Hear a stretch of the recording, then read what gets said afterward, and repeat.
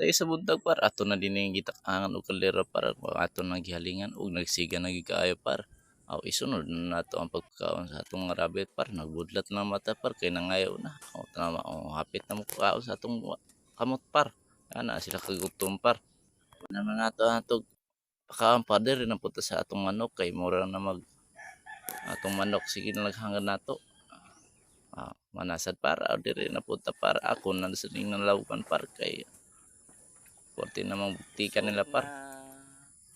Oh, relax relax lang og diri na punta sa atong baktin par. Ah, relax ra kay ang baktin par kay gibutangan nato incubator. Aman naman ta diya par diri na punta par magsawot og tubig par para papainom sa atong tubig. Mao din among view par. View diri sa mua. Porte ra kung ninduta god diri ninis mua par.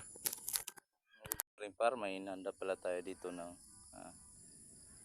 bunny par pang ano sa ating baka. Dito yung baka natin par. Pakain natin dito. For that lagyan ng mga asin par, lagyan natin ng asin. Ito may asin tayo par.